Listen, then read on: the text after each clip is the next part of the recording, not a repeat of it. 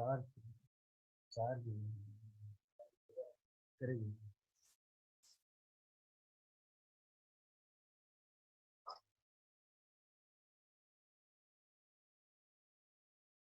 हाँ, good morning students. हम plasma membrane को डिस्कस कर रहे थे और यू नो वेरी वेल कि प्लाज्मा मेम्ब्रेन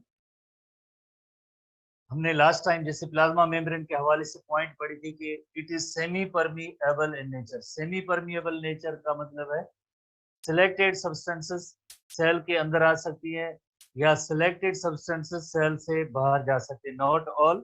तो इस प्रॉपर्टी को हम कहेंगे सेमी परमिएबिलिटी। सेमी परमिएबिलिटी या semi permeable selected materials cell के अंदर भी आ सकते हैं और सिलेक्टेड मटेरियल सेल से बाहर भी जा सकते हैं। Selected selected not all. तो इस प्रॉपर्टी को हम कहते हैं सेमी परमिएबिलिटी। तो जो भी लाइक मटेरियल्स की जो ट्रांसपोर्ट होती है सेल के अंदर या बाहर, मटेरियल्स जो भी सेल के अंदर आते हैं या बाहर जाते हैं, इन या आउट सेल से बाहर जाते हैं, तो वो कौन से प्रोसेसेस के जरिए जा सकते हैं। एक जनरल प्रोसेस है जिसे हम कहते हैं पैसिव ट्रांसपोर्ट और दूसरा जनरल प्रोसेस है जिसे हम कहते हैं एक्टिव ट्रांसपोर्ट। जैसे आप सबको पता है, बहुत ही सिंपल सा क्वेश्चन है, हायर टू लोअर कंसंट्रेशन जब मटेरियल्स की मूवमेंट होती है, हायर टू लोअर कंसंट्रेशन, इसमें एनर्जी की यूटिलाइजेशन, खर्च, एक्सपेंडिचर नहीं होता है in the form of ATP, तो हम उसे कहते हैं कि ये पैसिव ट्रांसपोर्ट है। एक्टिव ट्रांसपोर्ट होगी यकीनन तो उसमें यूज ऑफ एनर्जी होगी, यूज ऑफ एनर्जी होगी, lower to higher concentration movement होगी मटेरियल की, लोअर टू हायर कंसंट्रेशन। तो इसमें यूज ऑफ एनर्जी होती है और lower to higher concentration materials की मूवमेंट होती है। इसमें एनर्जी का इस्तेमाल नहीं होगा पैसिव ट्रांसपोर्ट में, और higher to lower concentration materials की मूवमेंट होती है। फर्दर टाइप्स हैं जैसे डिफ्यूजन एंड ऑस्मोसिस है, और इसमें जैसे फर्दर टाइप्स हम पढ़ेंगे endocytosis and exocytosis.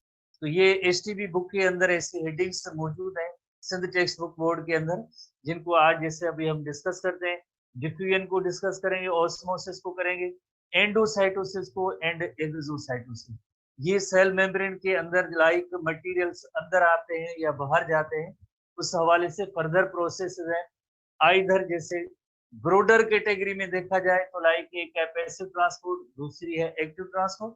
Passive transport क्या होती है कि लाइक इसमें एनर्जी का कोई भी इस्तेमाल, यूटिलाइजेशन नहीं होगी, materials higher to lower concentration की तरफ मूव करते हैं। इसी तरह से इसमें कोई भी एनर्जी वगैरह का इस्तेमाल नहीं होगा। इसके कंपेरेटिवली एक्टिव ट्रांसपोर्ट है, इसमें यूज ऑफ एनर्जी होगी, lower to higher concentration materials की मूवमेंट होगी इनकी, और एंडो और एक्सोसाइटोसिस फर्दर प्रोसेस है। तो सबसे पहले हम डिफ्यूजन प्रोसेस पे आते हैं। डिफ्यूजन प्रोसेस जैसे आपको पता है, डिफ्यूजन वेरी सिंपल, जैसे movement of molecule from higher to lower concentration is called as diffusion.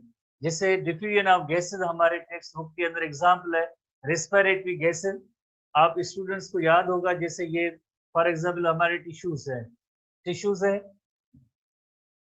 इसी तरह से टिश्यूज है, और देन जो है ये ब्लड है।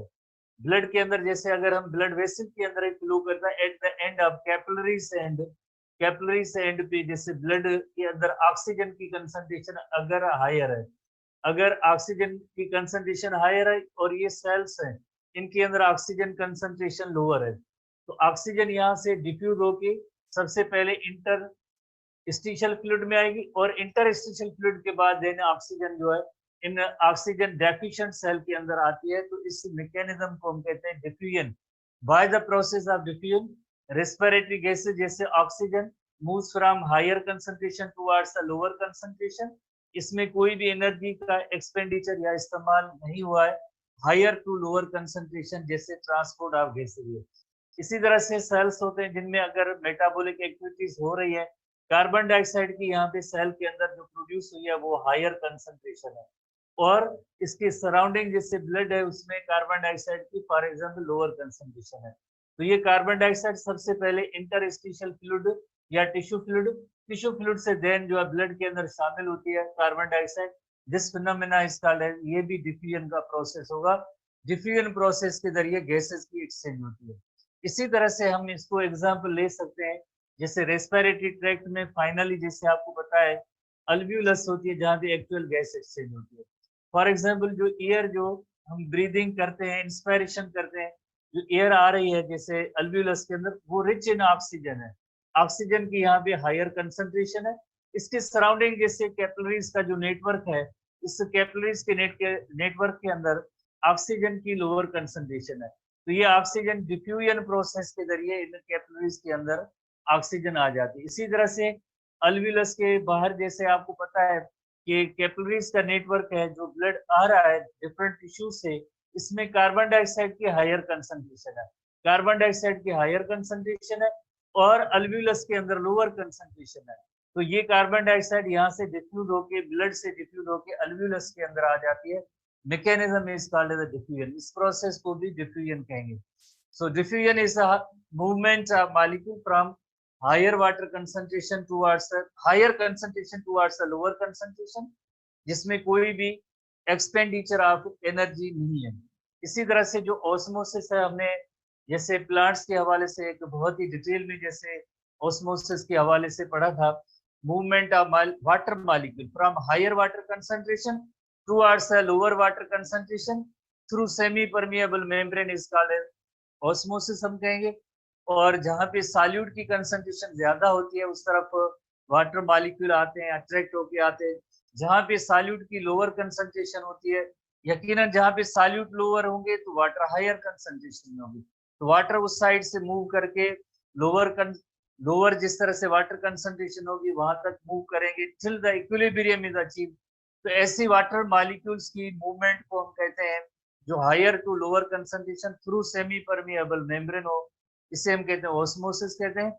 और जैसे हमने पढ़ा था कि वाटर जिस तरह से एंड मिनरल्स जो प्लांट्स रूट्स को जैसे रूट्स के जरिए जैसे वो एब्जॉर्ब होते हैं, तो मैकेनिज्म इसमें ऑस्मोसिस की होती है। तो इस हवाले से जैसे ऑस्मोसिस अगेन जैसे एक पैसिव ट्रांसपोर्ट की मैकेनिज्म है। ऑस्मोसिस अगेन एक पैसिव ट्रांसपोर्ट की मैकेनिज्म है जिसमें हायर टू लोअर कंसंट्रेशन की तरफ मॉलिक्यूल्स की मूवमेंट होती है, हायर टू लोअर कंसंट्रेशन में मूवमेंट होती है। तो अगेन जैसे ये सारी चीजें हमने डिस्कस की, अब हम नेक्स्ट जो वेरी इंपॉर्टेंट कैटेगरी पे आते हैं, that is endocytosis and exocytosis. तो endocytosis and exocytosis active transport की प्रोसेसेस हैं। और अगर जैसे एंडो लफ्ज की मीनिंग देखी जाए, एंडो लफ्ज की मीनिंग होती है इनसाइड, एंडो लफ्ज की मीनिंग होती है इनसाइड, एक्सो लफ्ज की मीनिंग होती है आउटसाइड। एंडोसाइटोसिस एंड एक्सोसाइटोसिस बहुत ही सिंपल से प्रोसेस है। एंडोसाइटोसिस, एंडोसाइटोसिस, एंडो लफ्ज की मीनिंग होती है इनसाइड और साइटो लफ्ज की मीनिंग होती है सेल्स। और इसी तरह से एक्सोसाइटोसिस, एक्सोसाइटोसिस, एक्सो लफ्ज की मीनिंग जैसे आउटसाइड होती है और साइटो लफ्ज की मीनिंग होती है सेल। सिस प्रोसेस को शो करता है, किसी भी प्रोसेस को, फिनोमेना को, प्रोसेस को शो करता है लफ्ज ये सिस। यानी ये एक ऐसा प्रोसेस है जिसमें मटेरियल से सेल के अंदर आते हैं, ये ऐसा प्रोसेस है जिसमें मटेरियल सेल से बाहर जाते हैं, तो उस प्रोसेस को हम कहते हैं एक्सोसाइटोसिस। एंडोसाइटोसिस में आगे अगर लिक्विड मटेरियल सेल्स के अंदर दाखिल होते हैं, फ्लूइड मटेरियल, तो उस प्रोसेस को हम कहते हैं पाइनोसाइटोसिस, पाइनोसाइटोसिस। पाइनो लफ्ज की मीनिंग होती है टू ड्रिंक, यानी ये पाइनोसाइटोसिस ड्रिंकिंग प्रोसेस है। ड्रिंकिंग किस चीजों की होती है, किन चीजों की होती है, यकीनन लिक्विड की होती है, जिसे आमतौर पे सेल ड्रिंकिंग प्रोसेस कहेंगे, सेल ड्रिंकिंग प्रोसेस। इसी तरह से एंडोसाइटोसिस जो है लाइक जिसमें सॉलिड मटेरियल्स भी सेल के अंदर दाखिल हो सकती है, तो उस प्रोसेस को हम कहते हैं फैगोसाइटोसिस, फैगोसाइटोसिस। और फेजीन लफ्ज की मीनिंग होती है टू ईट, तो इस प्रोसेस को हम कहेंगे cell eating process, cell drinking process, cell eating process. जाहिर है जब हम कोई चीज जैसे खाते हैं तो इसका मतलब है ईट, सॉलिड कोई चीज होगी। कोई इंटेक करते हैं लिक्विड, तो यकीनन जैसे वो लिक्विड पोर्शन होगा तो पार्ट होगा, तो उसे हम कहते हैं ये ड्रिंकिंग प्रोसेस है। सॉलिड चीजें जैसे हम खाते हैं that is the eating process. Process जैसे सेल के अंदर जो सॉलिड सब्सटेंसेस आ रही हैं, सेल के अंदर जब सॉलिड सब्सटेंसेस दाखिल होंगी या सेल के अंदर जैसे लिक्विड सब्सटेंसेस दाखिल हो रही है, तो प्रोसेस दोनों जगहों पे जैसे हम उससे कहेंगे ये एंडोसाइटोसिस है, बट मटेरियल्स जैसे सेल के अंदर आ रहे हैं। इसी तरह से एक्सोसाइटोसिस यानी सेल से कोई चीजें जैसे बाहर जा रही हैं, तो उसे हम कहते हैं एक्सोसाइटोसिस। आगे हम पढ़ेंगे कि जिस तरह से मटेरियल होते हैं जो बनते हैं प्लांट्स के अंदर, एक सैक या बैग, या जिसे हम कहते हैं वेसिकल के अंदर पैक्स होते हैं, वेसिकल के अंदर सारे मटेरियल्स पैक होते हैं, और यही मटेरियल जैसे ऐसे ओपन सेल्स के अंदर नहीं होते, वेसिकल या बैग की सूरत में होते हैं।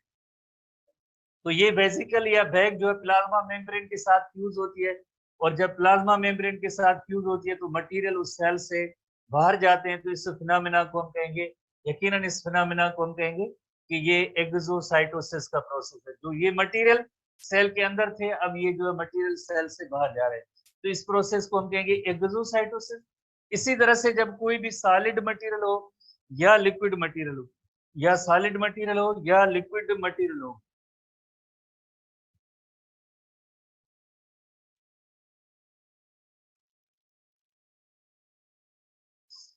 सॉलिड मटेरियल हो या लिक्विड मटेरियल हो, तो रिजल्ट ये होगी कि जैसे फॉर एग्जांपल ये एक सेल है और ये कोई सॉलिड मटेरियल है। सॉलिड मटेरियल जब सेल की मेम्ब्रेन के साथ जैसे आके बाइंड होगा, तो यकीनन इसके अंदर इनफोल्डिंग बनेगी, मेम्ब्रेन की इनफोल्डिंग बनेगी, मेम्ब्रेन की इनफोल्डिंग बनेगी। इनफोल्डिंग के बाद ये मटेरियल जो है यकीनन सेल के अंदर आएगा, दाखिल होगा। मटेरियल ये जो सेल के अंदर एक मेम्ब्रेन की इनफोल्डिंग हुई, मेम्ब्रेन की इनफोल्डिंग होने के बाद ये एक वेसिकल सैक या बैग के अंदर ये मटेरियल अंदर आ जाएगा। तो इस प्रोसेस को हम कहते हैं, यकीनन हम कहेंगे ये फेगोसाइटोसिस है। सॉलिड सब्सटेंस जब इस सेल के अंदर आए, एक वेसिकल या सैक या बैग के अंदर जैसे अंदर आ गए, तो ये है phagocytosis. This process is called phagocytosis. इसी तरह से सॉलिड के तरह लिक्विड मटेरियल वो भी सेल के अंदर आ सकते हैं, जैसे ये सेल है और ये लिक्विड मटेरियल है। लिक्विड मटेरियल भी मेम्ब्रेन के साथ एक वेसिकल बनाएंगे, वेसिकल बनाने के बाद वही सेम मटेरियल अब इस वेसिकल के अंदर आ गए, ये इस प्रोसेस को हम कहेंगे पाइनोसाइटोसिस। Pinocytosis, pinocytosis, phagocytosis. अब हमें एनटीबी बुक की पॉइंट्स पे आते हैं। पाइनो और फेगोसाइटोसिस के हवाले से इलस्ट्रेशन से इनको देखते हैं कि what is pinocytosis and what is phagocytosis. सबसे पहले हम आते हैं एंडोसाइटोसिस में। एंडो लफ्ज की मीनिंग ही जैसे इनसाइड होती है, where there is endo you mean inside. तो cell membrane takes in material by infolding as a vacuole. जैसे फॉर एग्जांपल ये एंडोसाइटोसिस की इलस्ट्रेशन है, और ये किसी भी जैसे एनिमल सेल या उसकी लाइक जैसे सेल मेम्ब्रेन है, तो ये मटेरियल जब सेल मेम्ब्रेन के साथ जैसे आके फ्यूज होगा, तो ये जब मटेरियल सेल मेम्ब्रेन के साथ फ्यूज होगा, एक इनफोल्डिंग बनेगी, मेम्ब्रेन की इनफोल्डिंग बनेगी। देन उसके बाद ये वैक्यूल वेसिकल की सूरत में ये मटेरियल सेल के अंदर आ गया। अगर ये सॉलिड मटेरियल है तो फेगोसाइटोसिस। अगर जिस तरह से ये लिक्विड मटेरियल है, इसी तरह से अगर वेसिकल की सूरत में अंदर आ गए, तो इस प्रोसेस को हम कहते हैं pinocytosis.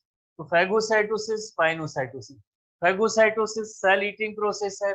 Solid materials are taken, जैसे एग्जांपल हम लेते हैं, मेनी टाइम हमने इम्यून सिस्टम में भी पढ़ा है, इम्यूनिटी में पढ़ा था कि bacteria WBCs are eaten by bacteria, phagocytosis, lympho like हमने पढ़ा था लिम्फोसाइट्स के अंदर भी, जैसे लिम्फेटिक सिस्टम में भी हमने पढ़ा था लिम्फ नोड के अंदर भी फेगोसाइटोसिस का अमल होता है।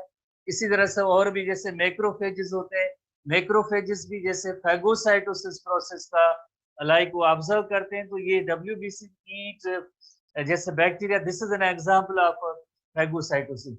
इसी तरह से पाइनोसाइटोसिस यानी cell drinking process.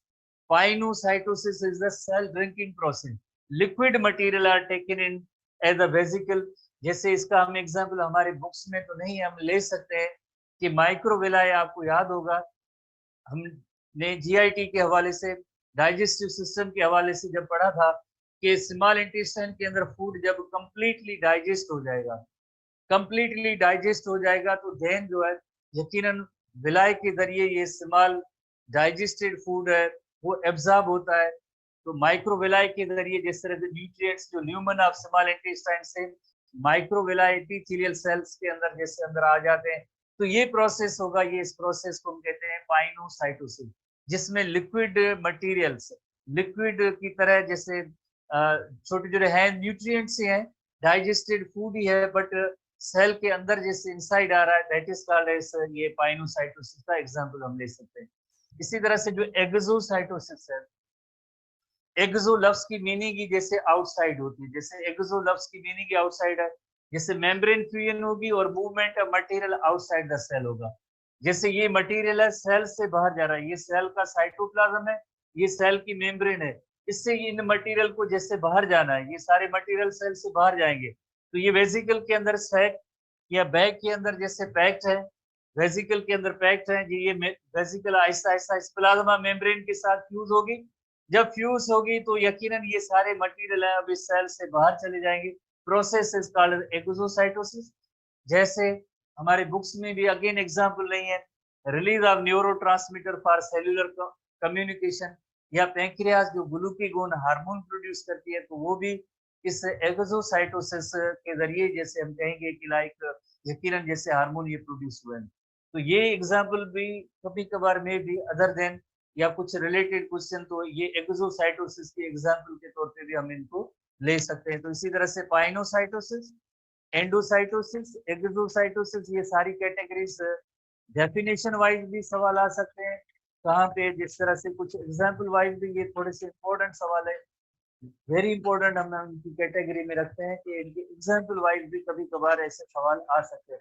Very popular question है कि डब्ल्यूबीसी जिनका एक वेरी इंपॉर्टेंट रोल है इम्यून सिस्टम में, तो bacteria are eaten by WBC, तो ये कौन सा प्रोसेस होगा, फैगोसाइटोसिस का प्रोसेस होगा। तो विद एग्जांपल थोड़ी सी आप इन चीजों को देखेंगे, एसटीबी बुक के अंदर भी मौजूद है, तो इसको जरा थोड़ा सा ध्यान से और इन चीजों को आप याद रखेंगे, एक्सोसाइटोसिस और एंडोसाइटोसिस। इसके बाद यूकैरियोटिक सेल के हवाले से हम न्यूक्लियस की तरफ आएंगे कि न्यूक्लियस के अंदर क्या होता है। जैसे एक किसी भी लाइक जैसे हम यूकैरियोटिक सेल के, टिपिकल यूकैरियोटिक सेल की अगर हम स्ट्रक्चर देखें, जैसे ये यूकैरियोटिक सेल एनिमल सेल है, एनिमल सेल है, उसके अंदर जैसे सेंटर के अंदर जो न्यूक्लियस होता है, उसके सेंटर में न्यूक्लियस होता है, सेंटर में न्यूक्लियस होता है।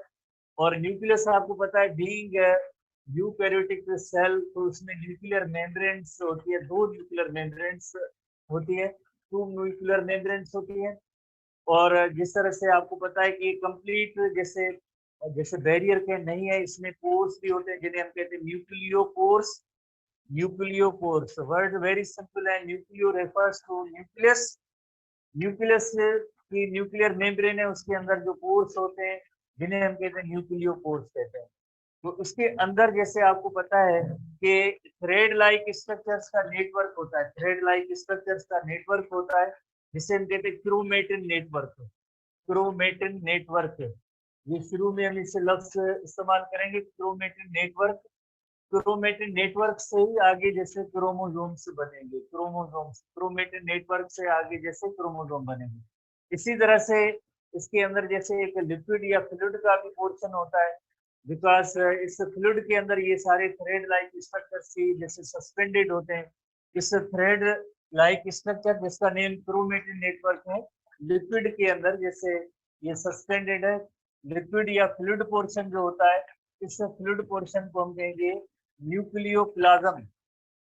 न्यूक्लियोप्लाज्म जैसे प्रोटोप्लाज्म, साइटोप्लाज्म, न्यूक्लियोप्लाज्म।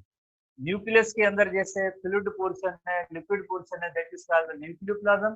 इसके लिए एनदर लफ्ज भी, टर्म भी इस्तेमाल होता है, karyolymph. Nucleoplasm is also called as कैरियोलिम्फ।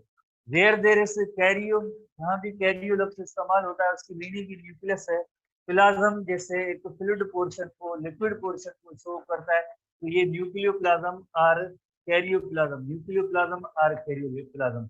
इनके अलावा एक और जैसे इनके अंदर बाल लाइक स्ट्रक्चर होती है, दैट इज कॉल्ड न्यूक्लियोलस। तो कोई भी टिपिकल जैसे यूकैरियोटिक सेल होता है, उसके अंदर टोटल जैसे 4 कैटेगरीज है न्यूक्लियस के कंपोनेंट्स के हवाले से।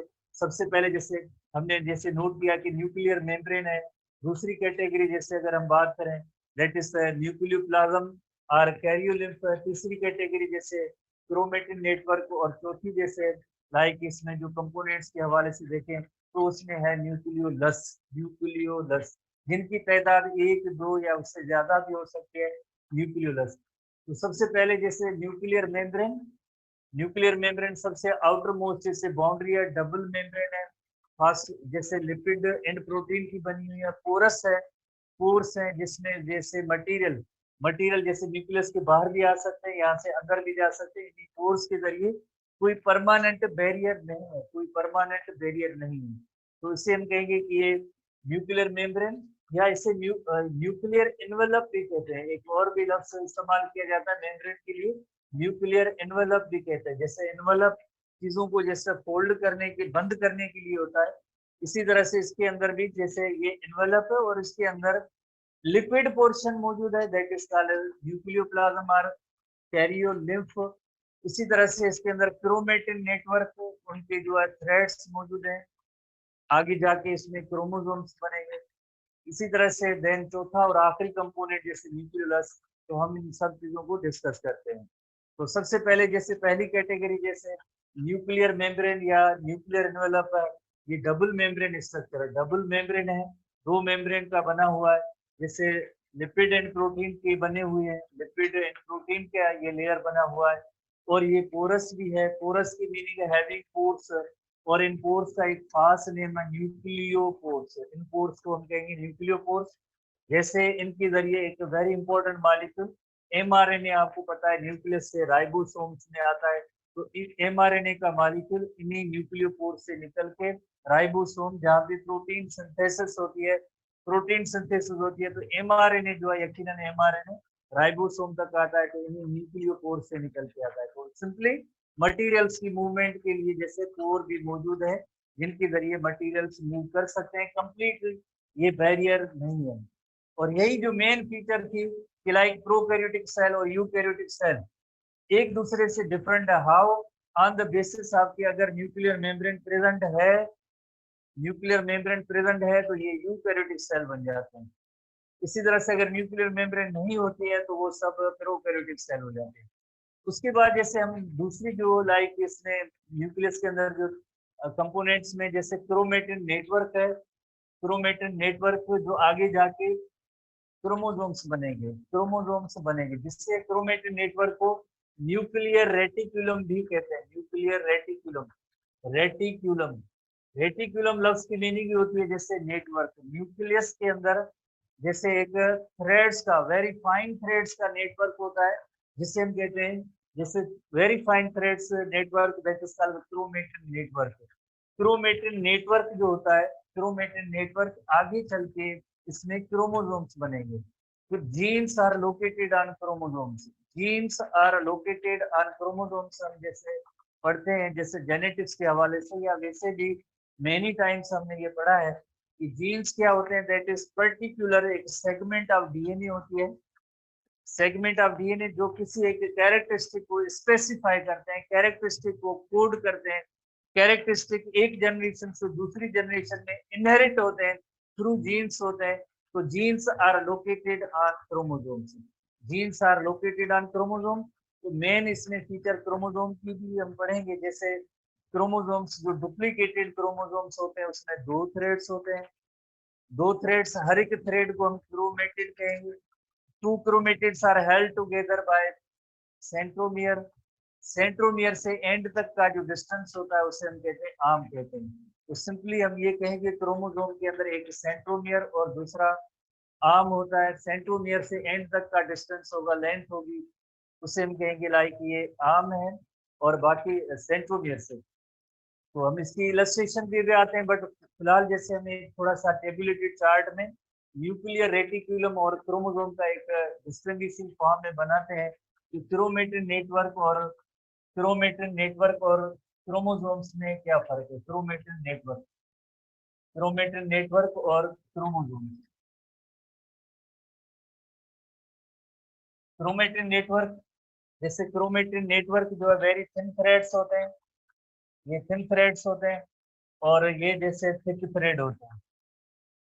इनकी जैसे फॉर्म होती है वो इलांगेटेड होती है, इलांगेटेड फॉर्म में होगी। इलांगेटेड की मीनिंग है जैसे इनकी साइज बड़ी होगी, इलांगेटेड फॉर्म में होगी, इलांगेटेड।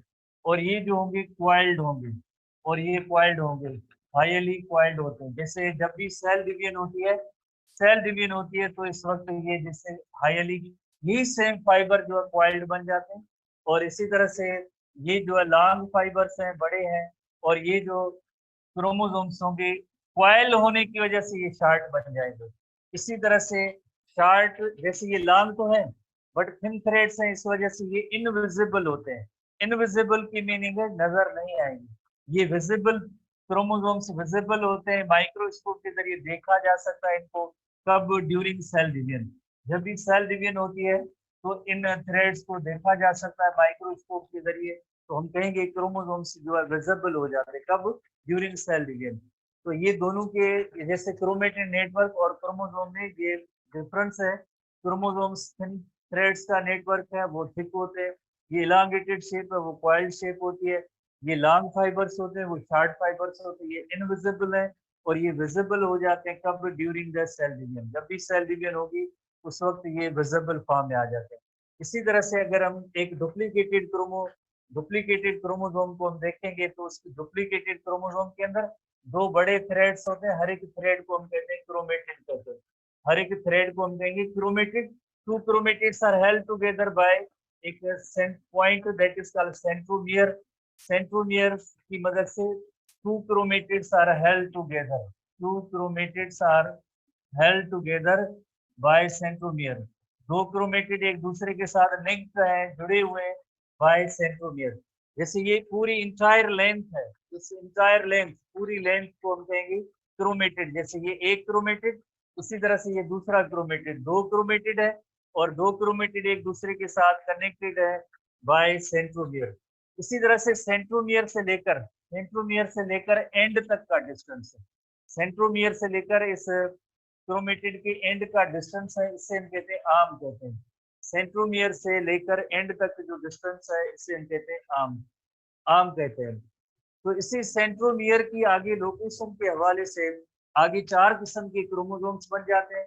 अगर सेंट्रोमियर बिल्कुल सेंटर में है, क्रोमोसोम्स की आर्म्स इक्वल हो जाते हैं। अगर और ऐसे भी शेप होते हैं, अगर सेंट्रोमियर की जैसे शेप इस तरह की है, एक आर्म बड़ी एक छोटी, तो इस तरह की शेप के भी क्रोमोसोम्स होते हैं। इसी तरह से एक ऐसी अरेंजमेंट होती है जिसमें बिल्कुल सेंट्रोमियर एंड पे होता है। एक ऐसी अरेंजमेंट होती है जिसमें सेंट्रोमियर एक छोटी जैसे आर्म होती है, एक बड़ी होती है। तो हम ऐसे क्रोमोसोम की अरेंजमेंट होगी उससे हम कहेंगे मेटासेंट्रिक क्रोमोसोम। सेंट्रोमियर की मेटासेंट्रिक क्रोमोसोम, बिकॉज ये वी शेप भी नजर आएंगे और वी शेप नजर आएंगे, और ये आर्म्स होंगे, दोनों इक्वल आर्म्स होंगे। बोथ आर्म्स आर इक्वल, दोनों आर्म्स इक्वल होंगे। मेटासेंट्रिक क्रोमोसोम ऐसे क्रोमोसोम होते हैं जिनका सेंट्रोमियर की लोकेशन इस हवाले से होती है कि दोनों आर्म्स इक्वल होते हैं और इनकी जो शेप होगी वो वी शेप नजर आएगी। इसी तरह से ये जो जे R A L shaped chromosomes होते हैं, जे आर एल शेप्ड क्रोमोसोम, जैसे ये जे आर एल शेप भी क्रोमोसोम हम इन्हें कहते हैं, जिसमें एक जैसे आर्म बड़ी होती है, एक छोटी होती है। एक जैसे लॉन्ग आर्म होगी, एक स्मॉल आर्म होगी, और इस तरह की लाइक अरेंजमेंट को हम कहेंगे सब मेटासेंट्रिक। अगर मेटासेंट्रिक लफ्ज आप याद करते हैं तो सब मेटासेंट्रिक बहुत ही आसान। जैसे ये जस्ट इक्वल होती तो ये मेटासेंट्रिक हो जाता। आम एक छोटी है एक बड़ी है तो हम ऐसे क्रोमोसोम को हम कहेंगे यकीनन सब मेटासेंट्रिक। इसी तरह से सेंट्रोमियर जैसे एंड पे होता है, सेंट्रोमियर की लोकेशन अगर एंड पे है तो ऐसे क्रोमोसोम को हम कहेंगे टीलोसेंट्रिक। टीलो लफ्ज की मीनिंग भी होती है एंड, एंड पे सेंट्रोमियर की लोकेशन है। इसी तरह से अगर ये क्रोमोसोम देखेंगे, एक वेरी स्मॉल आर्म है, एक बड़ी है, ऐसे तो हमने यहाँ पे भी पढ़ा था। बट ये क्या अरेंजमेंट होगी, इससे हम कहेंगे सब टीलोसेंट्रिक। ऐसे क्रोमोसोम होंगे उन्हें हम कहेंगे सब टीलोसेंट्रिक। सब टीलोसेंट्रिक को एक्रोसेंट्रिक भी कहते हैं, आल्सो कॉल्ड एक्रोसेंट्रिक। एक्रोसेंट्रिक कहते हैं। तो टीलोसेंट्रिक हो या सब टीलोसेंट्रिक हो, दोनों रॉड शेप के होते हैं। जैसे ये भी एक स्मॉल एक लार्ज लॉन्ग आर्म है, ये भी स्मॉल लॉन्ग आर्म है, बट ये जो आपको पता है जे आर एल शेप है, बट ये यहाँ पे जैसे टीलोसेंट्रिक और सब टीलोसेंट्रिक दोनों क्रोमोसोम्स रॉड शेप होंगे, जिसे आई शेप भी कहते हैं। रॉड शेप और आई शेप होंगे। तो ये क्रोमोसोम्स के फर्दर आगे जैसे 4 किस्म है, बहुत ही इंपॉर्टेंट सवाल है। एसटीवी बुक के अंदर इनकी डायग्राम भी मौजूद है। डायग्राम वाइज भी सवाल आ सकते हैं, जैसे डेफिनेशन वाइज भी सवाल ये आ सकते हैं। वेरी इंपॉर्टेंट क्वेश्चन होते हैं, तो यकीनन आप इनको याद करेंगे। इलस्ट्रेशंस भी मौजूद हैं, तो आप उनके जरिए जैसे टीलोसेंट्रिक, मेटासेंट्रिक, 2 लफ्ज अगर याद करें तो 2 दूसरे भी याद हो जाएंगे। अगर आप मेटासेंट्रिक याद करते हैं तो सब मेटासेंट्रिक याद हो जाएगा। अगर आप टीलोसेंट्रिक लफ्ज याद कर सकते हैं तो सब टीलोसेंट्रिक लफ्ज याद हो जाएगा। जिसे एक्रोसेंट्रिक भी कहते हैं, एक्रोसेंट्रिक भी कहते हैं। तो होपफुली आपने ये सारे टर्म्स समझे होंगे। बहुत ही आसान भी है, इलस्ट्रेशन भी देखते हैं और आप इसको आसानी से कवर कर सकते हैं। आप इसको आसानी से कवर कर सकते हैं। ठीक है, आप इससे अभी हम आते हैं लाइक ये कौन कौन से लाइक इसके कंपोनेंट है न्यूक्लियस के। बाकी जिससे टोकिन टाइप के सवाल है कि हु डिस्कवर्ड न्यूक्लियस वगैरह वगैरह, तो ये तो बहुत ही आसान। Robert Brown 1831 controls all the activities of cell. जैसे न्यूक्लियस ही कंट्रोल करता है। शेप क्या होती है, राउंड, ओवल, लोब्ड और एलोंगेटेड न्यूक्लियस की शेप हो सकती है। तादाद कितना हो सकता है, 1, 2 या उससे ज्यादा भी हो सकता है। उसके लिए लफ्ज इस्तेमाल किया जाता है, आपको पता है, multi nucleated cell. Multi nucleated cell यानी हैविंग मेनी न्यूक्लियस, जिसे सिनोसाइटिक भी कहा जाता है। सिनोसाइटिक, जैसे coenocytic hyphae, multi nucleated hyphae. जब एक सेल के अंदर जैसे एक से ज्यादा न्यूक्लियाई होते हैं तो उसे हम कहते हैं मल्टी न्यूक्लिएटेड या सिनोसाइटिक। ओवरऑल जैसे कोई भी न्यूक्लियस होता है उसमें 4 पार्ट है, जैसे nuclear membrane, nucleoplasm, nuclear reticulum और finally that is the nucleolus. तो ये एक टिपिकल जैसे न्यूक्लियस है, टिपिकल न्यूक्लियस है जिसके अंदर ये बड़ा एक ball like structure that is called nucleolus. और इसी तरह से क्रोमेटिन नेटवर्क है, थ्रेड लाइक स्ट्रक्चर्स है, न्यूक्लियर एनवेलप और न्यूक्लियर मेम्ब्रेन जिसके अंदर ऐसे पोर्स मौजूद है, जिन्हें हम न्यूक्लियो पोर्स कहते हैं। फ्लूइड है, फ्लूइड को यकीनन हम कहेंगे न्यूक्लियोप्लाज्म कहते हैं। फ्लूइड को हम कहेंगे न्यूक्लियोप्लाज्म कहते हैं। उसके बाद जैसे हमने पॉइंट्स में डिस्कस किया था, जैसे न्यूक्लियर मेम्ब्रेन डबल मेम्ब्रेन है, पोरस है, substance pass between nucleus and cytoplasm. Example हमने लिया था कि एमआरएनए न्यूक्लियस से पास होकर राइबोसोम तक जाएगी थ्रू न्यूक्लियर पोर्स के जरिए। Nucleoplasm or karyolymph, nucleus filled with protein rich fluid, protein rich fluid से ये भरा हुआ पार्ट। और आल्सो कॉल्ड द न्यूक्लियर, इसके अंदर जो है न्यूक्लियर रेटिकुलम होता है, यानी क्रोमेटिन नेटवर्क जो इसके अंदर सस्पेंडेड होते हैं इस फ्लूइड के अंदर।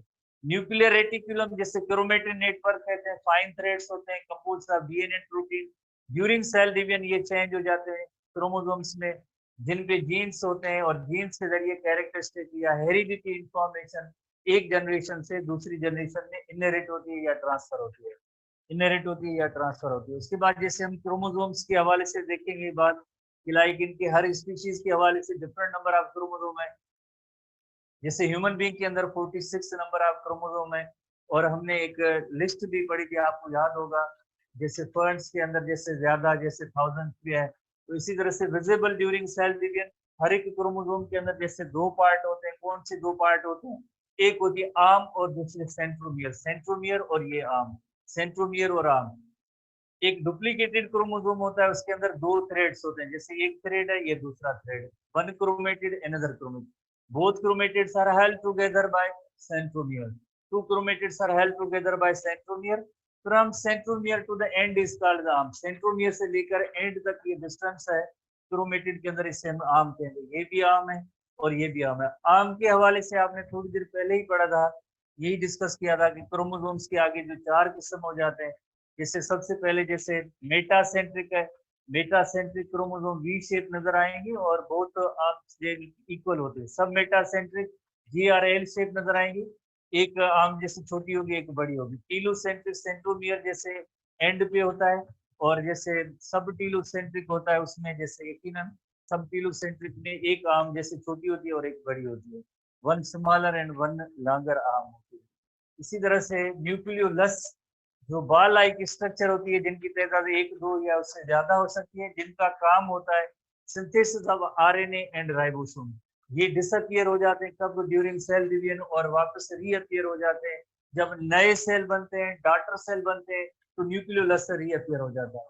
सेल डिवीजन के हवाले से आपने पढ़ा होगा, खास तौर पे जैसे प्रोफेज के अंदर जैसे न्यूक्लियर मेम्ब्रेन डिसइंटीग्रेट्स, न्यूक्लियोलस डिसअपियर्स, और टीलोफेज होता है तो वापस से न्यूक्लियर मेम्ब्रेन रीअपियर्स, और इसी तरह से यही same ball like structure nucleolus भी रीअपियर हो जाता है। तो सेल डिवीजन के दौरान जैसे ये डिसअपियर भी होते हैं, वापस रीअपियर भी होते हैं। इसी तरह से न्यूक्लियोलस के बाद देन जो हम साइटोप्लाज्म के पोर्शन पे आएंगे, साइटोप्लाज्म जैसे आपको पता है कोई भी जैसे एक यूकैरियोटिक सेल है, इसमें न्यूक्लियस जैसे ये सेल मेम्ब्रेन, एनिमल सेल है जैसे फॉर एग्जांपल ये इसकी सेल मेम्ब्रेन है और ये न्यूक्लियस है। सेल मेम्ब्रेन और न्यूक्लियस के दरमियान जैसे ये स्पेस है दैट इज कॉल्ड साइटोप्लाज्म। इस स्पेस या प्लेस या जगह को हम कहेंगे साइटोप्लाज्म कहेंगे। और साइटोप्लाज्म जैसे एक सेमी फ्लूइड पार्ट होता है, फ्लूइड पार्ट जैसे एसटीबी बुक के अंदर है कि अमीबा के अंदर इसके दो रीजन है, एक एक्टोप्लाज्म और दूसरा एंडोप्लाज्म। एक्टो लफ्ज की मीनिंग ही जैसे आउटसाइड होती है, थोड़ा सा जेल जैसा होता है, और एंडो रेफर्स टू इनसाइड जो फ्लूइड जैसा होता है, जिसे सोल पार्ट भी कहते हैं। एक्टोप्लाज्म में एंडोप्लाज्म दरअसल अमीबा के अंदर है।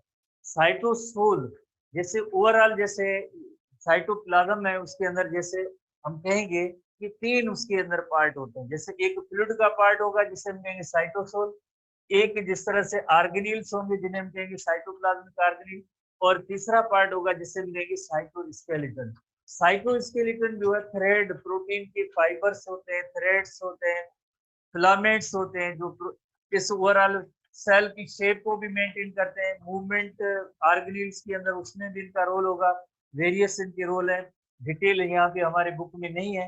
ये तीन किस्म की फिलामेंट्स हैं, micro filament, intermediate filament and microtubule. ये सारे प्रोटीन के जैसे फाइबर्स हैं, प्रोटीन के ऐसे फाइबर्स हैं जिन्हें हम कहते हैं साइटोस्केलेटन। साइटोस्केलेटन सारे जिस तरह से सेल के अंदर ऐसे थ्रेड्स होते हैं जो किसी भी सेल की शेप, स्ट्रक्चर और इसके ऑर्गेनेल्स की मूवमेंट है वो सब इस साइटोस्केलेटन का है। जैसे हमारी बॉडी के अंदर बोन्स का एंडोस्केलेटन है, इसी तरह से सेल के अंदर प्रोटीन फाइबर्स का स्केलेटन होता है जिसे हम कहते हैं साइटोस्केलेटन कहते हैं। Cytosol, sol refers to fluid, यानी उसे फ्लूइड मैट्रिक्स भी कहते हैं या सेल सॉल्यूशन भी कहते हैं। तो इसके अंदर होगा क्या, साल्ट, शुगर, अमाइनो एसिड सब जो है इसके अंदर ही मौजूद होते हैं। साइटोप्लाज्मिक ऑर्गेनेल्स जैसे आपको पता है, ऑर्गेनेल किसे कहते हैं, structure within cell with specific function. Cell के अंदर एक ऐसी स्ट्रक्चर जिसका कोई खास फंक्शन हो उसे कहते हैं ऑर्गेनेल कहते हैं।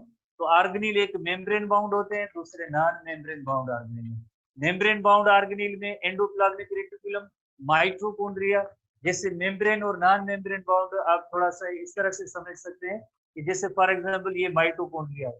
माइटोकॉन्ड्रिया डबल मेम्ब्रेन स्ट्रक्चर है, माइटोकॉन्ड्रिया डबल मेम्ब्रेन स्ट्रक्चर है। आउटर मेम्ब्रेन स्मूथ होती है और इनर मेम्ब्रेन फोल्डेड होती है। इसी तरह से क्लोरोप्लास्ट को देखें, उसमें भी दो मेम्ब्रेन्स है, बोथ मेम्ब्रेन्स आर स्मूथ है, दोनों मेम्ब्रेन से स्मूथ होती है। लाइसोसोम को देखें, सिंगल मेम्ब्रेन बाउंड स्ट्रक्चर है, वेसिकल है जिसके अंदर हाइड्रोलाइटिक एंजाइम्स होते हैं। तो ऐसे ऑर्गेनेल जिनकी यहाँ मेम्ब्रेन होती है तो उसे हम कहते हैं मेम्ब्रेन बाउंड ऑर्गेनेल। ऐसे ऑर्गेनेल जिनमें मेम्ब्रेन नहीं होती है, जैसे राइबोसोम्स है, राइबोसोम्स हैं तो उनमें मेम्ब्रेन नहीं है, दो यूनिट्स होते हैं अलग अलग, लार्जर सब यूनिट है, दूसरा smaller sub unit, there is no membrane at all. तो इस तरह से दो बड़ी कैटेगरीज हैं। एक है जैसे मेम्ब्रेन बाउंड ऑर्गेनेल जिसमें एंडोप्लाज्मिक रेटिकुलम है, माइटोकॉन्ड्रिया, गोल्गी एपैरेटस है, लाइसोसोम्स हैं, प्लास्टिड्स हैं, पेरोक्सिसोम एंड गिलायॉक्सिसोम। ये भी जैसे माइक्रो बॉडीज होती है, दोनों पेरोक्सिसोम एंड गिलायॉक्सिसोम। इसी तरह से नॉन मेम्ब्रेन बाउंड में राइबोसोम्स हैं, सेंट्रियोल एंड वैक्यूल। जैसे हालांकि जैसे एसटीबी बुक के अंदर वैक्यूल को नॉन मेम्ब्रेन में रखा गया है, इसकी मेम्ब्रेन जो होती है जिसे हम कहते हैं टोनोप्लास्ट कहते हैं। The membrane of vacuole is called the tonoplast, the membrane of vacuole is called as tonoplast. तो ये भी जैसे एक्चुअली इसके अंदर मेम्ब्रेन है, बट एसटीबी बुक के अंदर शायद इसको नॉन मेम्ब्रेन में रखा गया है। तो हम वन बाय वन डिस्कस करेंगे बट प्रॉपर्टीज के हवाले से, बट थोड़ी सी डिस्क्रिप्शन एज पर बुक जो टेक्स्ट बुक वगैरह में है उसके हवाले से देखेंगे कि जैसे the living matter of cell is called protoplasm, जो दो हिस्सों पे मुश्तमिल है। कौन से, जैसे एक साइटोप्लाज्म जो न्यूक्लियस के बाहर का पोर्शन है उसे साइटोप्लाज्म कहेंगे, और न्यूक्लियस के अंदर जो लिक्विड और फ्लूइड का पोर्शन है, जैसे हमने थोड़ी देर पहले पढ़ा था न्यूक्लियोप्लाज्म, तो ये मिलकर प्रोटोप्लाज्म बनाते हैं। Cytoplasm plus nucleoplasm is protoplasm, living matter of the cell. इसी तरह से साइटोप्लाज्म को एक और डेफिनेशन, न्यूक्लियर मेम्ब्रेन से बाहर और प्लाज्मा मेम्ब्रेन के अंदर, न्यूक्लियर मेम्ब्रेन से बाहर और प्लाज्मा मेम्ब्रेन के अंदर। जैसे ये यूकैरियोटिक सेल है, ये इसकी न्यूक्लियर मेम्ब्रेन है और ये जैसे प्लाज्मा मेम्ब्रेन है, इन दोनों के दरमियान जो एरिया होगा इससे हम कहते हैं cytoplasm. This area is called cytoplasm. छोटे से बच्चों से जैसे ये पार्ट क्वेश्चन है इस सेक्शन के पार्ट से, ये कहाँ है, आप जो इंटीग्रेट की student, common component of both prokaryotic and eukaryotic cell. यकीनन साइटोप्लाज्म तो जैसे आपको पता है कि बैक्टीरियल सेल के अंदर भी साइटोप्लाज्म है, एज वेल एज जो भी यूकैरियोटिक सेल होगा उसके अंदर भी साइटोप्लाज्म तो दोनों है। जैसे बैक्टीरियल सेल के अंदर हमने पढ़ा था, इसके अंदर राइबोसोम्स हैं, फूड ग्रेन्यूल है, ये सब साइटोप्लाज्म के अंदर है। इसी तरह से हमने ये पढ़ा था कि न्यूक्लियोइड रीजन और साइटोप्लाज्म के दरमियान कोई भी जैसे पार्टीशन अलग मेम्ब्रेन नहीं है, मिले हुए, ये साइटोप्लाज्म का ही रीजन होता है। बट यूकैरियोटिक सेल होता है तो आपको पता है इसके अंदर तो न्यूक्लियर मेम्ब्रेन होती है। इसी तरह से यूकैरियोटिक सेल के अंदर साइटोस्केलेटन है, मेम्ब्रेन बाउंड ऑर्गेनेल है। जो प्रोकैरियोटिक सेल के अंदर ये दोनों चीजें एब्सेंट होगी, साइटोस्केलेटन भी एब्सेंट है as well as membrane bound organelle से भी एब्सेंट होती है। आगे आखिर में हम डिस्टिंग्विश भी करेंगे जो हमारे पीएमसी के सिलेबस में भी दिया गया है कि like what is difference between prokaryotic and eukaryotic cell. तो इसमें प्रोकैरियोटिक सेल में ना तो साइटोस्केलेटन है जिसमें हम थोड़ी देर पहले डिस्कस किया था कि माइक्रोफिलामेंट, इंटरमीडिएट फिलामेंट या जो माइक्रोट्यूब्यूल है ये नहीं है होता है प्रोटीन। और इसी तरह से इनके यहाँ जैसे एक ही आर्गेनिल जैसे राइबोसोम होता है, बाकी कोई भी जैसे आर्गेनिल भी नहीं है, इवन मेम्ब्रेन बाउंड और आर्गेनिल भी नहीं है। इसी तरह से हमें एनटीबी बुक के हवाले से कुछ पॉइंट्स हैं, साइटोप्लाज्म की पॉइंट्स हैं जो एसटीबी में भी थे, एनटीबी में है कि 90% साइटोप्लाज्म के अंदर वाटर है, एक सोल्यूशन बनाता है, जैसे थोड़ी देर पहले पढ़ा था, जैसे फ्लूइड मैट्रिक्स, सेल सोल्यूशन, जो fluid matrix or cell solution that contains biochemical. कौन कौन से जैसे ऐसे जो सोल्यूशन होते हैं, एक ट्रू सोल्यूशन फॉर्म में होते हैं, एक कोलाइडल सोल्यूशन में होते हैं। जैसे आपको पता है ट्रू सोल्यूशन फॉर्म जैसे डिजॉल्व स्टेट में होते हैं, कोलाइडल जो मुकम्मल तौर पे डिजॉल्व नहीं होते हैं। ट्रू सोल्यूशन में आयन से स्मॉल मॉलिक्यूल से साल्ट, शुगर, फैटी एसिड्स वगैरह होते हैं, और कोलाइडल फॉर्म में जैसे लार्ज मॉलिक्यूल या प्रोटीन्स होते हैं। इसी तरह से साइटोप्लाज्म के अंदर एक आउटर पोर्शन है, दूसरा इनर पोर्शन है। Word outer very clear, towards, जैसे इनर जो होगा टुवर्ड्स, जैसे अगर हम यहाँ पे नोट करें कि लाइक ये न्यूक्लियस है, न्यूक्लियस की तरफ जो साइटोप्लाज्म का पोर्शन है, या न्यूक्लियस से बाहर जो सेल मेम्ब्रेन की तरफ पोर्शन है, टुवर्ड्स न्यूक्लियस होगा तो हम कहेंगे ये इनर पोर्शन है। और जाहिर है जब न्यूक्लियस से बाहर मेम्ब्रेन की तरफ है, ये outer portion of the cytoplasm होगा। इनर पोर्शन यानी towards the nucleus less viscous है, उससे हम कहेंगे साइटोसोल जो इनर पार्ट है। यही हमने पॉइंट थोड़ी देर पहले ही पढ़े थे, एक्टोप्लाज्म और एंडोप्लाज्म। तो इनर पोर्शन जो टुवर्ड्स जो न्यूक्लियस होता है उसे हम कहेंगे cytosol. Outer portion towards the plasma membrane है, मोर विस्कस है, जेल जैसा है। जैसे ये पार्ट होगा इसे सोल, और इसे जेल कहते हैं, जेल जैसा थोड़ा सा विस्कस होगा, कॉल्ड साइटोजेल जो आउटर पार्ट है। इसी तरह से साइटोप्लाज्म के अंदर स्ट्रीमिंग मूवमेंट्स होती रहती है।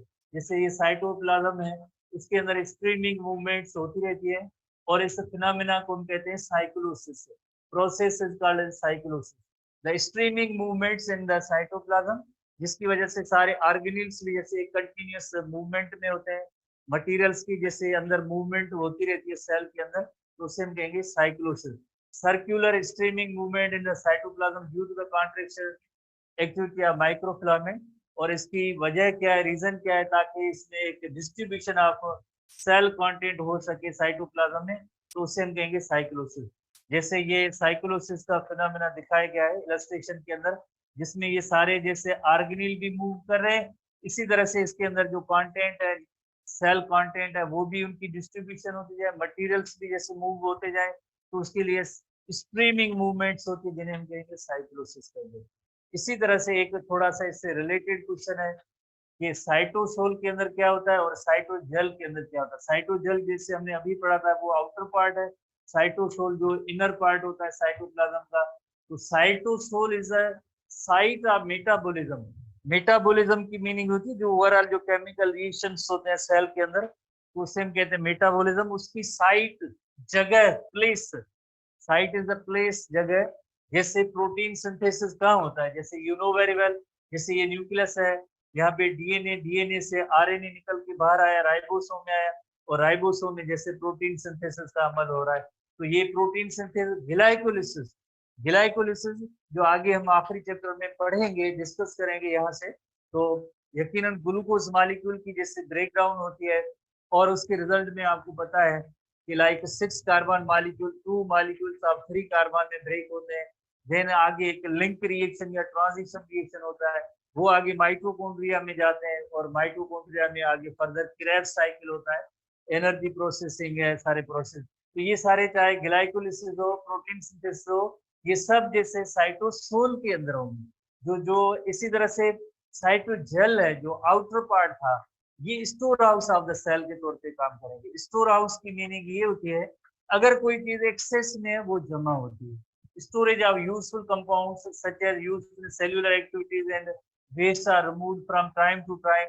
पहले ये स्टोर हो, देन ये वेस्ट यहाँ से रिमूव हो, तो वो हमेशा आउटर एज, बाउंड्री या किनारा बाहर की पोर्शन में होंगे ताकि वहां से जैसे रिमूव हो सके। तो साइटोजेल का काम होगा as a store house of the cell, और साइटोसोल का काम होगा साइट ऑफ मेटाबॉलिज्म। अब हम ऑर्गेनील्स की तरफ आते हैं। ऑर्गेनील्स जो से मेन ही हेडिंग है, जिससे कोई भी अगर एक टिपिकल यूकैरियोटिक सेल है, यूकैरियोटिक सेल है तो उसका जो न्यूक्लियस होगा, न्यूक्लियस से फोरन जैसे एक इंटरकनेक्टेड ट्यूब्स का नेटवर्क होता है। इस इंटरकनेक्टेड ट्यूब्स के नेटवर्क को हम कहते हैं endoplasmic reticulum. ER short form है endoplasmic reticulum, endoplasmic reticulum. Interconnected tubes का एक नेटवर्क है जो सैक या बैग लाइक ऐसे स्ट्रक्चर्स बनाते हैं। जैसे ये फोरन न्यूक्लियस, जैसे ये इलस्ट्रेशन के अंदर न्यूक्लियस है, और न्यूक्लियस के बाहर जैसे आप इंटरकनेक्टेड सैक, बैग या वेजिकल की तरह जैसे आप स्ट्रक्चर्स लेकर इंटरकनेक्टेड है, इन्हें हम कहते हैं एंडोप्लाज्मिक रेटिकुलम।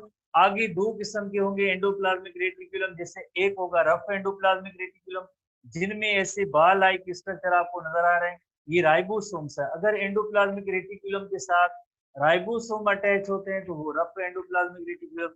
अगर एंडोप्लाज्मिक रेटिकुलम है, एंडोप्लाज्मिक रेटिकुलम है जो जिनके साथ राइबोसोम्स अटैच नहीं है, वो स्मूथ एंडोप्लाज्मिक रेटिकुलम कहलाएंगे। वर्ड से जाहिर है, वेरी क्लियर है, स्मूथ सरफेस, वेरी स्मूथ है, कोई जैसे बाल लाइक स्ट्रक्चर या राइबोसोम अटैच नहीं है। प्लस में हमारी बुक्स में तो इतनी स्ट्रक्चर इसके बारे में ये पॉइंट नहीं है कि जैसे रफ एंडोप्लाज्मिक रेटिकुलम होते हैं वो जिस तरह से लाइक थोड़े से सैक या बैग लाइक स्ट्रक्चर होते हैं। जो स्मूथ एंडोप्लाज्मिक रेटिकुलम होते हैं वो थोड़े से जैसे ट्यूब लाइक होते हैं, जो हमारे बुक्स में डिफाइन नहीं है, जो बुक्स में डिफाइन नहीं है। इसी तरह से रफ एंडोप्लाज्मिक रेटिकुलम को ग्रेन्यू ग्रेन्यूलेटेड एंडोप्लाज्मिक रेटिकुलम भी कहते हैं, ग्रेन्यूलेटेड एंडोप्लाज्मिक रेटिकुलम कहते हैं। स्मूथ एंडोप्लाज्मिक रेटिकुलम को अग्रेन्यूलेटेड एंडोप्लाज्मिक रेटिकुलम भी कहते हैं। Agranulated, a refers to no, without. No, granule किसको शो करता है? ग्रेन्यूल राइबोसोम को। ऐसे बाल लाइक स्ट्रक्चर दाने दाने जैसे हैं, ग्रेन्यूल की तरह नजर आते हैं, वो ग्रेन्यूल है या नहीं है, राइबोसोम है या नहीं है। राइबोसोम नहीं अटैच है तो आपको पता है अग्रेन्यूलेटेड एंडोप्लाज्मिक रेटिकुलम या स्मूथ, और जो जिसके साथ राइबोसोम अटैच है तो वो रफ एंडोप्लाज्मिक रेटिकुलम है। तो इस हवाले से इनके जो शॉर्ट टर्म होंगे, रफ एंडोप्लाज्मिक रेटिकुलम। ईआर का तो मतलब ही आपको पता है एंडोप्लाज्मिक रेटिकुलम, बट आर जब शॉर्ट फॉर्म में आएगा तो वो rough endoplasmic reticulum. Rough endoplasmic reticulum को ग्रेन्यूलेटेड एंडोप्लाज्मिक रेटिकुलम भी कहते हैं, जीईआर भी कहेंगे। इसी तरह से smooth endoplasmic reticulum, smooth endoplasmic reticulum, smooth endoplasmic reticulum को अग्रेन्यूलेटेड एंडोप्लाज्मिक रेटिकुलम भी कहते हैं। जो ऐसे शॉर्ट फॉर्म आप यकीनन याद करेंगे, फिर कहेंगे आपको कोई नहीं बताएगा कि एईआर का मतलब क्या है, एसीआर का मतलब क्या है, आरईआर का मतलब क्या है, जीईआर का मतलब क्या है। ठीक है ना, तो ये सारी चीजें छोटी छोटी सी हैं, यकीनन आप लोअर क्लासेस में आप पढ़ते हैं, याद भी कर रहे होते हैं। फर्स्ट टाइम एंट्री टेस्ट में जो पढ़ते हैं आके कोर्स को, सिलेबस को, उनके लिए ये मुश्किल काम होगा। और काफी सारे 99.99% हमारे यहाँ इंटेलिजेंट स्टूडेंट्स हैं जिनको सब चीजें याद है, सब चीजें याद है, फिंगर टिप्स भी याद है। बायोलॉजी में तो बहुत ज्यादा एक्सपर्ट है, बहुत ज्यादा एक्सपर्ट है, हद से ज्यादा एक्सपर्ट है। ठीक है, तो बहरहाल तो ये आगे हम टाइप्स पे आते हैं। एक होते हैं जैसे स्मूथ एंडोप्लाज्मिक और rough endoplasmic reticulum. Points book के हवाले से आएंगे। तो interconnected network of cisterna, elongated जैसे क्लोज सैक है, क्लोज सैक या जो सिस्टर्ना, इसे हम कहते हैं सिस्टर्ना। एक सैक या बैग है जिसे हम कहेंगे सिस्टर्ना सिंगुलर, सिस्टर्नी प्लूरल होगा। Tube like system of lipoprotein है, खास तौर पे स्मूथ एंडोप्लाज्मिक रेटिकुलम है, उनकी जो शेप होती है वो ट्यूब लाइक होती है। Extend from plasma membrane to nuclear membrane, तो थोड़ी देर पहले हमने देखा था कि न्यूक्लियस है उससे लेकर ट्यूब लाइक इंटरकनेक्टेड जो है up to the plasma membrane है। टू टाइप्स हैं, कौन से स्मूथ और रफ है। काफी सारे ऐसे सेल्स हैं जिनके अंदर दोनों किस्म है, जैसे बहुत ही इंपॉर्टेंट सवाल, मसल सेल्स हैं जैसे उसके अंदर smooth endoplasmic reticulum as well as rough endoplasmic दोनों होंगे। बट कुछ ऐसे भी सेल्स हैं जो उनके अलग अलग डिफाइंड फंक्शन है, जैसे फॉर एग्जाम्पल जो प्रोटीन सिंथेसिस जिनमें ज्यादा होती है, प्रोटीन सिंथेसिस जिनमें ज्यादा होती है उनके यहाँ रफ एंडोप्लाज्मिक रेटिकुलम है, क्योंकि उसमें राइबोसोम अटैच है। राइबोसोम का काम ही होता है प्रोटीन सिंथेसिस। जो स्मूथ एंडोप्लाज्मिक रेटिकुलम है उनमें राइबोसोम अटैच नहीं होता है। इनका अक्सर काम ये होता है लिपिड सिंथेसिस, अक्सर उनका काम होगा लिपिड सिंथेसिस। लिपिड सिंथेसिस आगे हम डिस्कस करेंगे। स्मूथ एंडोप्लाज्मिक रेटिकुलम और अग्रेन्युलेटेड एंडोप्लाज्मिक रेटिकुलम जिसमें राइबोसोम्स अटैच नहीं है। Found in steroid producing cell, steroid जो लिपिड का एक टाइप है, स्टीरॉइड आपने पढ़ा है, जैसे एडिपोज टिश्यू है, इंटरस्टिशियल सेल्स है, लिवर एंड मसल सेल्स है। फाउंड इंक्लूड्स मेम्ब्रेन बाउंड जो सैक होती है ना उसे हम सिस्टर्ना कहते हैं, ये जनरल एक डेफिनेशन है। खास तौर पे जो है रफ एंडोप्लाज्मिक रेटिकुलम है वो उनकी जो ऐसी शेप होती है जो सिस्टर्ना जैसी होती है। जैसे हम आते हैं यहाँ पे भी देखते हैं, जैसे ये रफ एंडोप्लाज्मिक रेटिकुलम है उसमें ऐसी बैग या सैक है, और बाकी जो स्मूथ एंडोप्लाज्मिक रेटिकुलम है वो जरा ट्यूब लाइक नजर आएंगे, थोड़े से ट्यूब लाइक नजर आएंगे। जैसे ये स्मूथ एंडोप्लाज्मिक रेटिकुलम है, जरा ये ट्यूब लाइक नजर आएंगे लिपोप्रोटीन की, अभी हमने जैसे हमने पढ़ा था। और जो लाइक रफ एंडोप्लाज्मिक रेटिकुलम होंगे वो ऐसे बैग लाइक या सैक लाइक होंगे जिसे हम कहेंगे सिस्टर्ना कहेंगे। तो राइबोसोम से अटैच होता है, जैसे रफ एंडोप्लाज्मिक रेटिकुलम राइबोसोम से अटैच टू किसके साथ है, फेसिंग टू द साइटोप्लाज्म। जैसे ये आप देखें न्यूक्लियस वाली साइड है, और जैसे दूसरी साइड होती है जैसे साइटोप्लाज्म वाली साइड होगी, राइबोसोम के साथ उस फेस के साथ ये एसटीबी बुक की पॉइंट है। Associated with the ribosome found in protein synthesizing cells, कौन से, जैसे सलाइवरी ग्लैंड्स है, पैंक्रियाज है, इनमें प्रोटीन सिंथेसिस का अमल होगा। तो हम कहेंगे कि rough endoplasmic reticulum they are associated related concerned with protein forming cells, कौन कौन से, जैसे सलाइवरी ग्लैंड्स, पैंक्रियाज वगैरह। इसी तरह से ये mechanical support to the cell भी देते हैं। Mechanical support to the cell का मतलब ये है, जैसे आपको पता है कि जैसे ये सेल है, न्यूक्लियस है, तो न्यूक्लियस से लेकर पूरे साइटोप्लाज्म के अंदर ऐसे इंटरकनेक्टेड सैक या बैग का एक नेटवर्क होता है। तो ओवरऑल जैसे एक सेल को एक सपोर्ट भी मिल जाती है, सपोर्ट भी मिल जाती है। ठीक है, इसी तरह से नेक्स्ट हम आते हैं जो बुक्स की पॉइंट्स हैं कुछ के, हम स्मूथ एंडोप्लाज्मिक रेटिकुलम और agranulated endoplasmic reticulum, smooth not attach, ribosomes not attach. Metabolic processes कौन कौन से, कार्बोहाइड्रेट मेटाबॉलिज्म में खास तौर पे स्मूथ एंडोप्लाज्मिक रेटिकुलम का रोल होता है। Detoxification of drugs and poison, जैसे लिवर के अंदर डिटॉक्सिफिकेशन, डिटॉक्सिफिकेशन का मतलब होता है removal of the toxin, detoxification. जैसे एक वेरी इंपॉर्टेंट ऑर्गन है लिवर हमारा, जहाँ पे रिमूवल ऑफ टॉक्सिन्स होती है, पॉइजन्स होते हैं, पॉइजनस इफेक्ट्स जो होते हैं वो लेस पॉइजनस सब्सटेंस में कन्वर्ट होते हैं by the help of smooth endoplasmic reticulum. Smooth endoplasmic reticulum कौन से, जो लिवर सेल के अंदर है, हेपेटोसाइट के अंदर स्मूथ एंडोप्लाज्मिक रेटिकुलम है, जिनका काम होता है डिटॉक्सिफिकेशन। डी लफ्ज की मीनिंग ये होती है जैसे to remove, toxi refers to toxin, poison उनके असर को जैसे थोड़ा सा कम करना, टॉक्सिन को कम करना, detoxification of drugs and poisons. Synthesis of lipids से ताल्लुक है इनका, oils, phospholipids and steroids. Stores and release calcium ions, muscle contraction के हवाले से आपको याद होगा sarcoplasmic reticulum, endoplasmic reticulum of muscle cell is called sarcoplasmic reticulum. जो मसल सेल है, मसल सेल उसके ईआर को हम कहते हैं sarcoplasmic reticulum. ER of muscle cell is called sarcoplasmic reticulum. इसके अंदर कैल्शियम आयंस स्टोर होते हैं और जब भी जरूरत पड़ती है तो कैल्शियम आयंस रिलीज होते हैं कहाँ से, फ्रॉम सार्कोप्लाज्मिक रेटिकुलम से। जो sarcoplasmic reticulum smooth endoplasmic reticulum है मसल सेल का। इसी तरह से transport cellular products within and outside the cell, जैसे प्रोटीन फ्रॉम ईआर, आगे ये पॉइंट्स मौजूद है कि ईआर से प्रोटीन देन जो गोल्गी बॉडीज में जाएंगी और देन गोल्गी बॉडीज फर्दर उनको प्रोसेस करके एक और कंपाउंड आगे जैसे अनदर ऑर्गेनिल भी जैसे बना सकते हैं, आगे हम डिस्कस करेंगे। तो मटेरियल्स की ट्रांसपोर्टेशन का काम भी जैसे स्मूथ एंडोप्लाज्मिक रेटिकुलम है, सीरीज होगी, सीक्वेंस होगी, rough endoplasmic reticulum to smooth endoplasmic reticulum, then Golgi bodies से देन जो वो चीज सेल मेम्ब्रेन के जरिए बाहर जाएगी। तो यानी रफ एंडोप्लाज्मिक रेटिकुलम की जो प्रोडक्ट्स होती हैं वो smooth endoplasmic reticulum then Golgi body और देन सेल से बाहर जा सकते हैं। तो ये भी पाथवे है। इसी तरह से smooth endoplasmic reticulum again mechanical support to the cell भी प्रोवाइड करता है, mechanical support to the cell. जैसे अभी थोड़ी देर पहले हमने डिस्कस किया था कि रफ एंडोप्लाज्मिक रेटिकुलम जैसे सिस्टर्ना टाइप होते हैं और smooth endoplasmic reticulum little bit जैसे समवॉट थोड़े से ट्यूब्यूलर भी इन नेचर होते हैं, ट्यूब जैसी अरेंजमेंट। राइबोसोम है नहीं है इस पे डिपेंड करता है। उसके बाद जैसे अगर अगर जो एंडोप्लाज्मिक रेटिकुलम के फंक्शंस हैं, जैसे एसटीबी बुक के अंदर ये एसटीबी बुक की पॉइंट्स हैं, एसटीबी जैसे platform for ribosomes, because rough endoplasmic reticulum है तो जाहिर है उसके साथ राइबोसोम्स अटैच है। राइबोसोम्स क्या करेंगे, प्रोटीन बनाएंगे, तो प्रोटीन सिंथेसिस होगी। तो ये सारी जो सपोर्ट कौन देगा, ये एंडोप्लाज्मिक रेटिकुलम देगा। प्रोटीन सिंथेसिस होगी, प्रोटीन सिंथेसिस होगी राइबोसोम से। Structural framework for the metabolic reactions endoplasmic reticulum.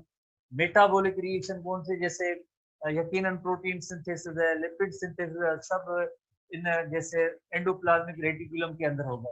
Pathway for import and export of substance, कैसे, जैसे आपको याद है कि लाइक न्यूक्लियस से जैसे एमआरएनए आया था, न्यूक्लियस से अगर एमआरएनए आ रहा है तो कहाँ जा रहा है, का एक तो साइटोप्लाज्म के अंदर भी राइबोसोम्स है, ईआर में भी राइबोसोम्स है, ईआर में भी राइबोसोम्स है जो आगे प्रोटीन्स बनाएंगे, जो आगे जैसे अगर rough endoplasmic reticulum then smooth endoplasmic reticulum.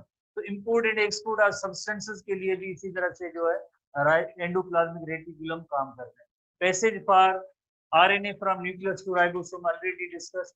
protein synthesis, lipid synthesis, detoxification, storage and release of calcium ions, ये सारे एसटीडी बुक के पॉइंट्स हैं, फंक्शंस आपको। एंडोप्लाज्मिक रेटिकुलम सबसे ज्यादा ऑर्गेनिल जितने भी हैं सेल के अंदर, ज्यादा फंक्शंस अगर सिंगल ऑर्गेनिल की देखे जाए तो वो एंडोप्लाज्मिक रेटिकुलम में डिफरेंट टाइप के फंक्शंस हैं। ये सारे डिफरेंट टाइप के फंक्शंस एंडोप्लाज्मिक रेटिकुलम से रिलेटेड है। उसके बाद जैसे हम आएंगे like Golgi bodies, Camillo Golgi ने ये इन स्ट्रक्चर्स को आइडेंटिफाई किया था, इस वजह से हम इसे कहते हैं गोल्जी बॉडीज कहते हैं, so they are called Golgi bodies. तो गोल्जी बॉडीज के हवाले से अगर 2D मॉडल और 3D मॉडल इनके स्ट्रक्चर को देखा जाए तो 2D मॉडल में तो ऐसे सीक्रेटरी वेजिकल है या ये सिस्टर्ना है या ये जैसे एक इनकमिंग वेजिकल है, ये 2D मॉडल है। 3D मॉडल जैसे आपको पता है फिजिक्स के अंदर आप पढ़ते हैं तो उसमें इस तरह की इनकी शेप नजर आएगी। जैसे एक जैसे सिस फेस होती है, ईआर की जो प्रोडक्ट्स रिसीव होंगी वो इस सिस फेस के जरिए, और देन ये प्लेट लाइक कंपार्टमेंट जैसे सिस्टर्ना है, सिस्टर्ना के अंदर गैप या ल्यूमन, ये सिस्टर्ना आपको पता है वेजिकल्स है, मेम्ब्रेन बाउंड वेजिकल है, मेम्ब्रेन बाउंड वेजिकल्स है। और देन जो ये क्या करेंगे, इसी जो प्रोडक्ट्स को ईआर की जो प्रोडक्ट्स इन्होंने रिसीव की थी वेजिकल की सूरत में, इनकमिंग ट्रांसपोर्ट वेजिकल जो कहाँ से आ रहा है, ईआर से आ रहा है, उनको रिसीव करेंगे। रिसीव करने के बाद इनके अंदर इसकी प्रोसेसिंग होगी, मॉडिफिकेशन होगी, चेंज होगी इस प्रोडक्ट के अंदर। चेंज करने के बाद एक न्यू प्रोडक्ट बनेगी, एक नया कोई प्रोटीन बनेगा या न्यू स्ट्रक्चर बनेगी, जिसे कहते हैं सीक्रेटरी वेजिकल कहेंगे। जो सीक्रेटरी वेजिकल इस दूसरे एंड से, जिसे हम कहेंगे ट्रांसफेस, सिस फेस जो रिसीविंग एंड होगा और उससे जो है ईआर की प्रोडक्ट्स को रिसीव करेंगे, और ट्रांसफेस जो होगा वो शिपिंग एंड कहते हैं इसे। शिपिंग एंड का मतलब होता है जहां से यकीनन जो ईआर की प्रोडक्ट, देन गोल्गी बॉडीज में प्रोसेसिंग हुई है, और देन प्रोसेसिंग होने के बाद किसी दूसरे सेल या टारगेट या कोई और स्ट्रक्चर बने तो वो वहां से रिमूव होंगे इन the form of secretory vesicle. Incoming transport vesicle जो ईआर से आए, और इसी तरह से जो सीक्रेटरी वेजिकल जो इसी गोल्गी बॉडीज की प्रोडक्ट होती है। अब दोनों एंड्स की आइडेंटिफिकेशन देखें, ये शेप देखें किस शेप की है, और ये शेप देखें किस शेप की है। कॉनकेव और कॉन्वेक्स एंड होंगे, आगे हम डिस्कस करते हैं कि ये इस तरह की गोल्गी बॉडीज की लाइक शेप होती है ओवरऑल। सबसे पहले देखें ये जो ईआर है, एंडोप्लाज्मिक रेटिकुलम में बॉल लाइक स्ट्रक्चर है जिन्हें हम कहते हैं राइबोसोम कहते हैं, और ये स्मूथ एंडोप्लाज्मिक रेटिकुलम है जिसमें राइबोसोम अटैच नहीं है। तो इसी तरह से जो आर की प्रोडक्ट स्मूथ ईआर के जो प्रोटीन बनाएंगे वो आगे एक वेजिकल की सूरत में आएंगे। रफ एंडोप्लाज्मिक रेटिकुलम से स्मूथ एंडोप्लाज्मिक रेटिकुलम, स्मूथ से देन उसकी प्रोडक्ट एक ट्रांसपोर्ट वेजिकल के जरिए आ रहे हैं। वेजिकल कहते हैं एक बैग या सैक, जो एक लिपिड की एक सैक होगी, उसके अंदर कोई ना कोई लिक्विड टाइप की कोई चीजें होती है, बैग के अंदर बंद होती है, जिससे हम कहते हैं वेजिकल कहते हैं। इस वेजिकल को रिसीव करने का जो काम होगा ये गोल्गी बॉडी का होगा, और इस फेस का एंड का नेम होता है सिस फेस।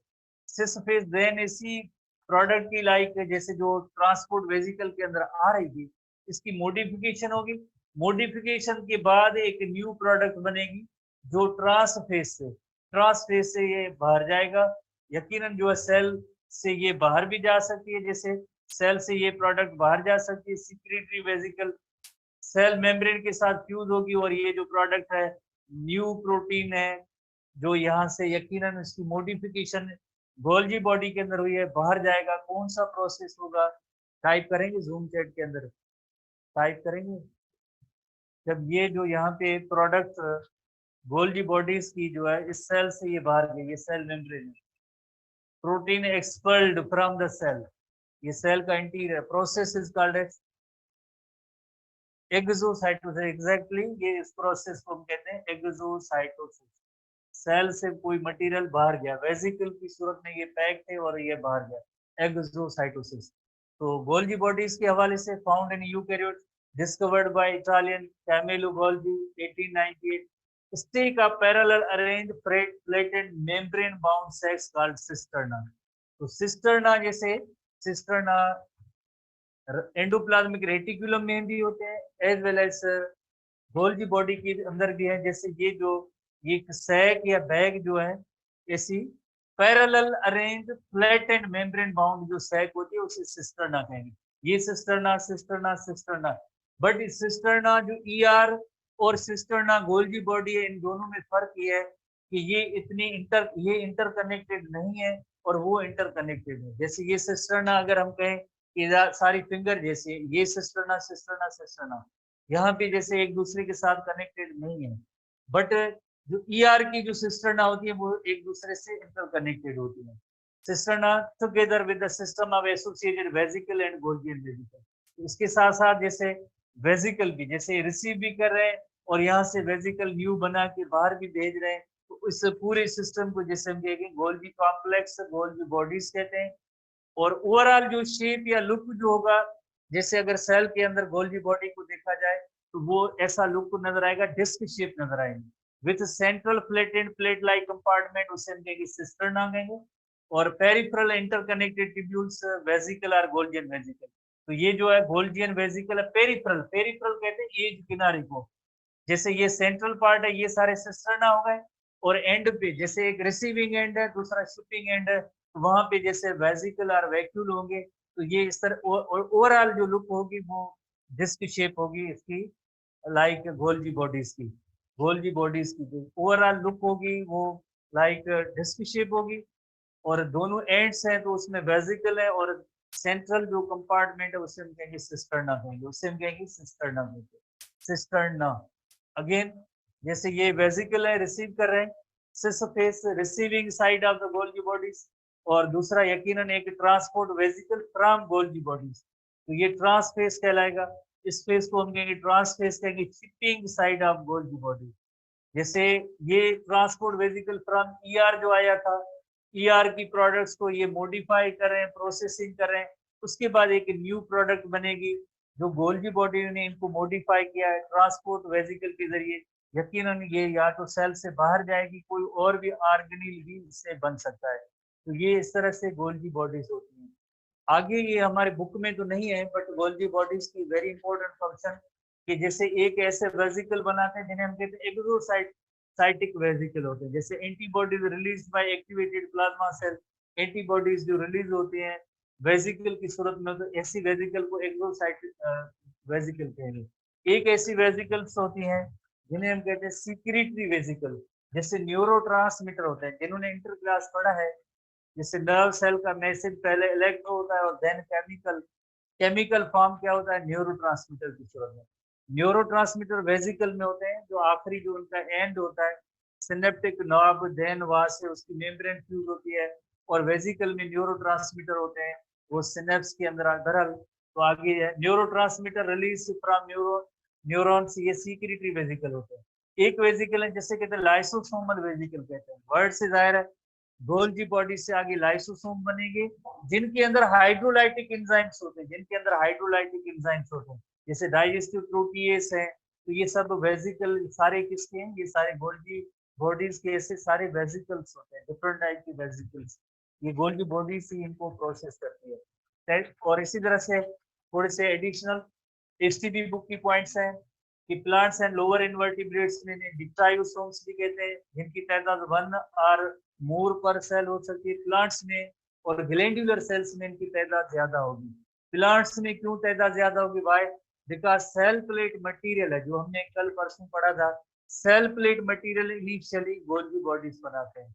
इसी तरह से ग्लैंडुलर सेल्स में क्यों ज्यादा, जो अभी हमने पढ़ा था कि ये जो सीक्रेटरी वेजिकल्स है यकीनन को ये जो प्रोडक्ट बनाते हैं, जैसे एंटीबॉडीज बन रही है, एंजाइम्स बन रहे हैं, तो उनके अंदर गोल्गी बॉडीज यकीनन ज्यादा होने चाहिए। Products are ER modified, stored and sent to destination by Golgi body STB book के हवाले से। जैसे सिस एंड एक जैसे रिसीविंग एंड है, दूसरा शिपिंग एंड ट्रांसफेस है। तो ER की प्रोडक्ट को रिसीव करना, मॉडिफाई करना और फर्दर उनको आगे भेज देना। तो कलेक्शन का काम, पैकेजिंग का काम और डिस्ट्रीब्यूशन का काम सब गोल्गी बॉडीज का होता है। इसी तरह से synthesis of cell wall and cell plate material, ये भी गोल्गी बॉडीज का काम है। हमने प्रीवियसली भी इसको पढ़ा था, cell plate material formation Golgi bodies के जरिए होती है। ये सारी पॉइंट्स एसटीपी बुक की पॉइंट्स हैं गोल्गी बॉडीज के हवाले से। ठीक है, ये इस तरह से ये rough endoplasmic reticulum, rough endoplasmic reticulum उसकी जो प्रोडक्ट्स है, स्मूथ एंडोप्लाज्मिक रेटिकुलम के बाद देन एक वेजिकल की सूरत में ये एंड गोल्गी एपराटस का होगा, इसको रिसीव करेगा सिस फेस। और दूसरा जैसे यहाँ पे यकीनन इसकी मॉडिफिकेशन के बाद ये वेजिकल यहाँ से पास आउट होगा, सेल से भी मटेरियल बाहर जा सकते हैं, ये ट्रांसफेस कहलाता है, सिस फेस एंड ट्रांसफेस। तो अभी जैसे बाकी शाम को जैसे हम क्लास होगी, टाइम आपको बताया जाएगा, उसमें हम डिस्कस करेंगे। सी यू बाय।